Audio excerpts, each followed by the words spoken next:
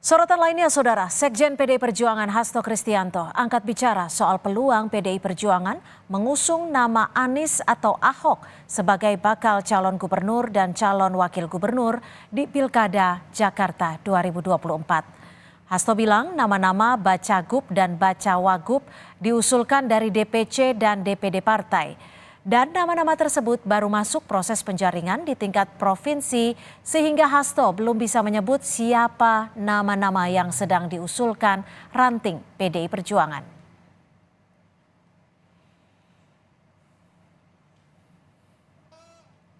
Kita kan partai demokrasi yang berkarakter Indonesia, sehingga nama-nama itu diusulkan dari bawah.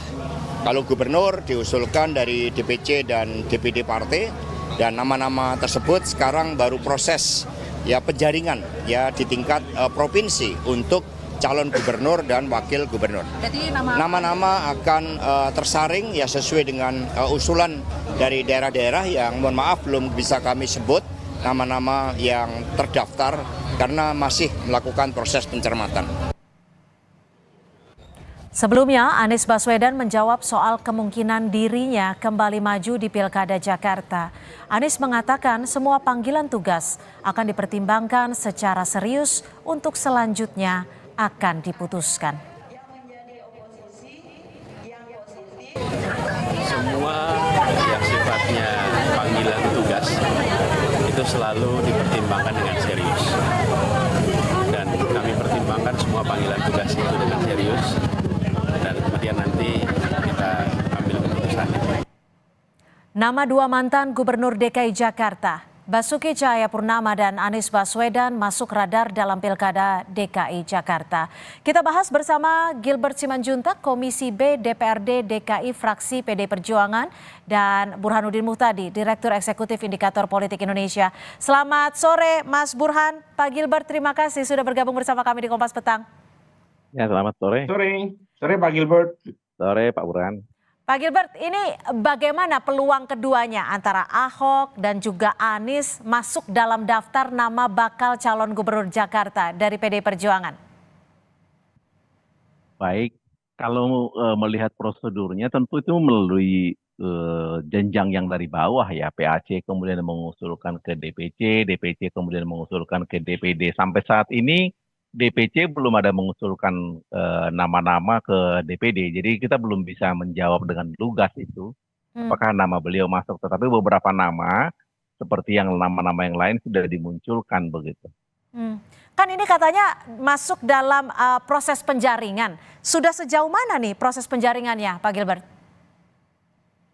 Baru sejauh nama-nama yang masuk ke DPD, jadi artinya DPD kemudian akan mendapatkan nama-nama yang diusulkan dari bawah. Itu yang kita kenal dengan penjaringan. Nanti dari penjaringan ini kemudian akan diseleksi mana kira-kira yang akan kita masukkan dan nomor urutnya 1, 2, 3 dan seterusnya.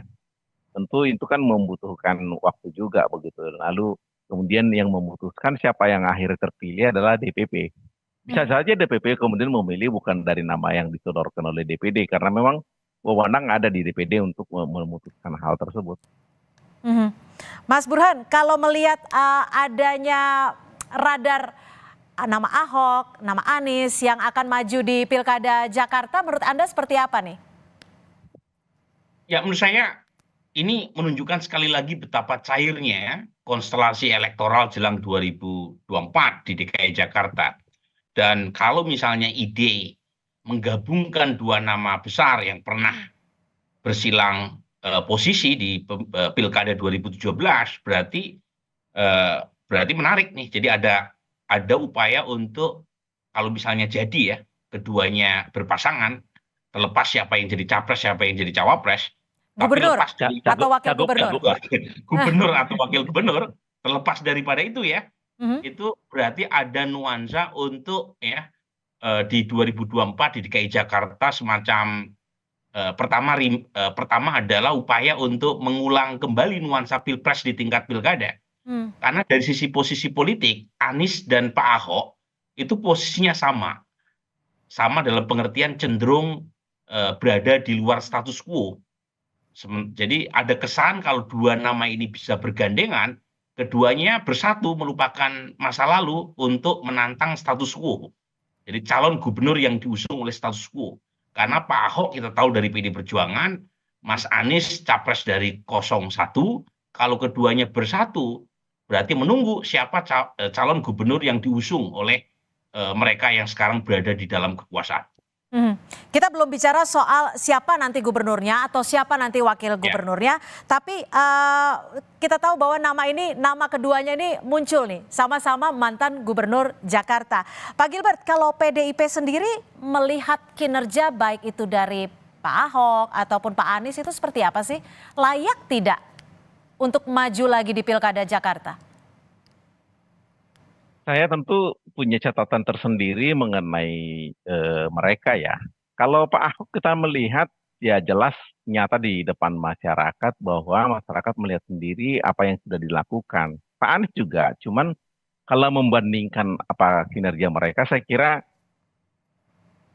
saat ini saya agak susah untuk apa namanya memberikan pernyataan karena dalam kondisi ini saya tidak tahu kemudian kemana nih ya arahnya ke pencalonan ini. Tentu kita juga mesti agak sedikit menanti arah angin ya. Jadi agak susah untuk kita menjelaskan. Tapi jelas Pak Ahok dulu sangat nyata kinerjanya. Dan kita melihat bagaimana kemudian perbaikan yang ada di Jakarta sangat bermakna perubahannya.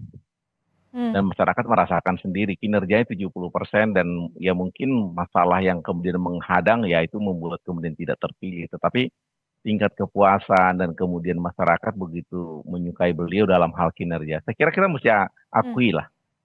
Artinya nama Ahok cukup kuat ya untuk maju lagi di Pilkada diusung PDIP? Itu lain hal, itu lain hal. Tadi pertanyaannya kan apakah ada kinerjanya? Jelas ada. Tapi kalau soal nama Ahok cukup kuat, itu kan keputusan politik. Tentu membutuhkan masukan dari bawah, kemudian pertimbangan di tingkat DPP, kemudian kita juga melihat elektabilitasnya begitu. Karena tidak mungkin kita membawa nama yang kemudian buat kita juga kemudian tidak memberikan sesuatu kemenangan begitu. Penting itu kan namanya juga kontestasi kan tentu menuju kemenangan, cuma bagaimana menang dengan kemudian kita membangun masyarakat, bukan hanya menang hanya ingin berkuasa. Kalau menang ingin berkuasa, ya anak saya pun kalau misalnya saya jadi gubernur, mungkin saya keluarkan APBD buat anak saya begitu, biar jadi gubernur begitu.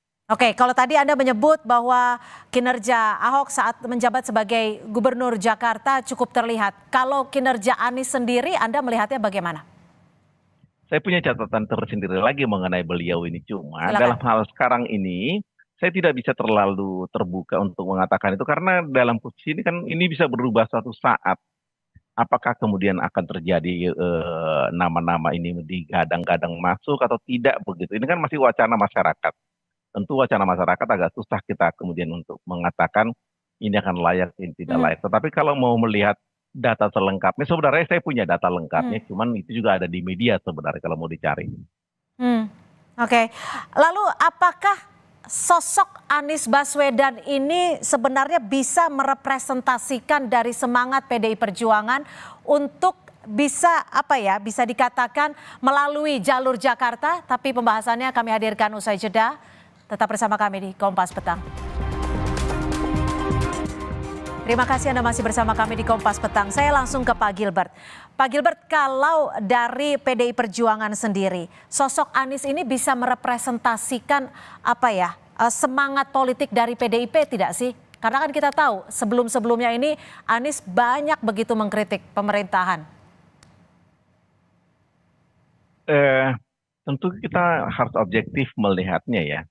Satu, Pak Anies tidak pernah bekerja ataupun juga bergerak melalui PDI Perjuangan. Tidak pernah menjadi kader, tidak pernah berkeringat begitu. Dan yang saya tahu beliau pernah melamar dulu melalui Demokrat waktu konvensi presiden, kemudian kemarin masuk.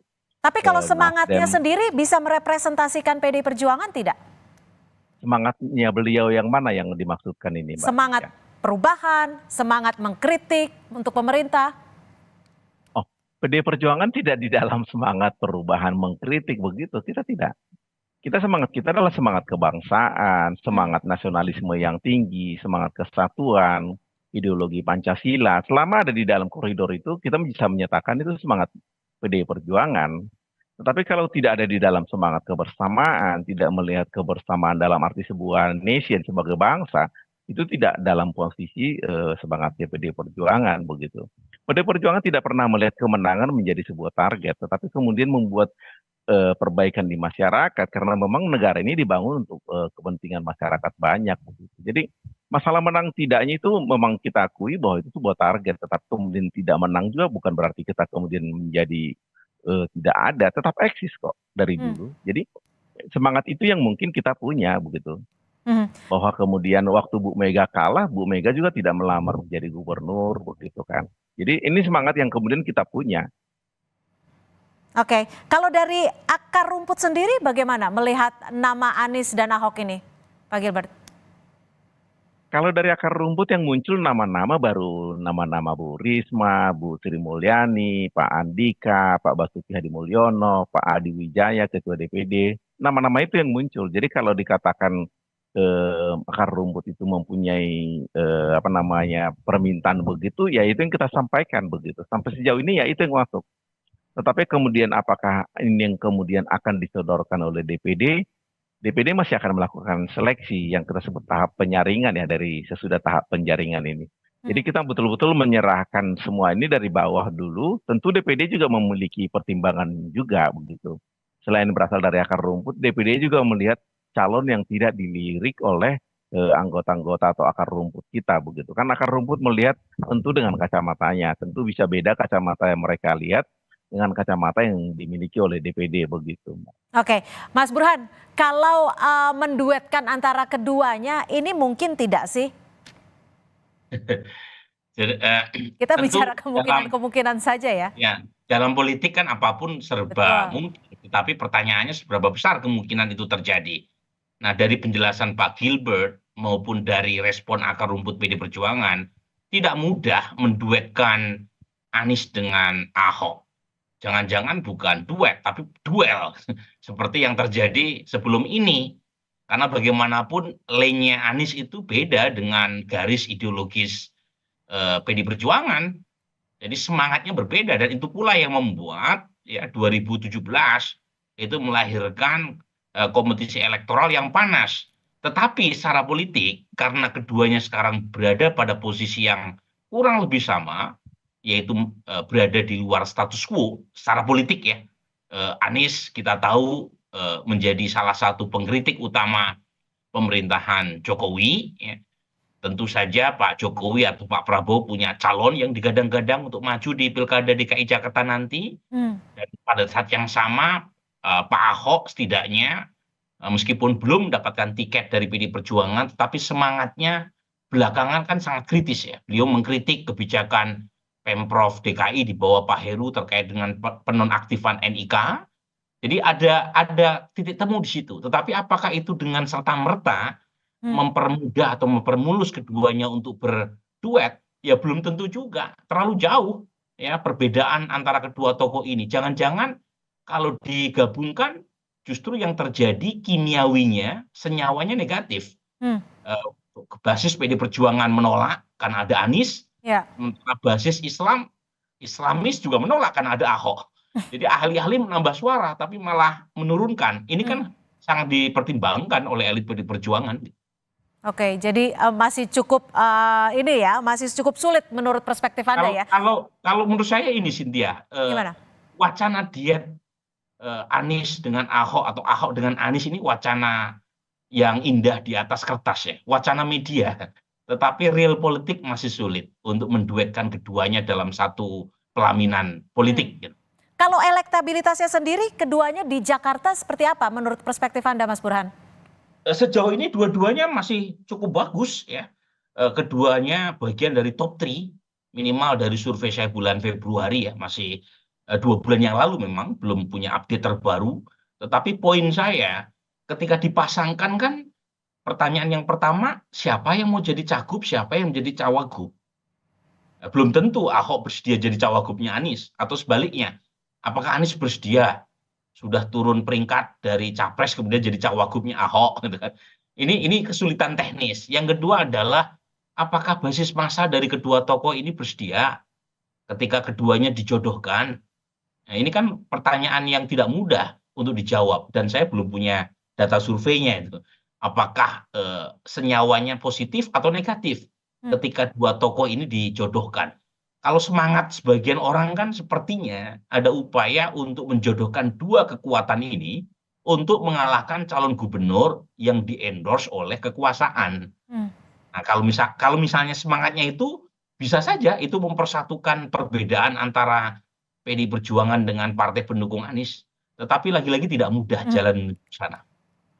Baik, terima kasih atas perspektif Anda, Mas Burhanuddin Mutadi, Direktur Eksekutif Indikator Politik Indonesia, dan juga Pak Gilbert Simanjuntak, Komisi B DPRD DKI dari fraksi PDI Perjuangan, sudah bergabung dan memberikan perspektifnya untuk Kompas Petang. Selamat sore.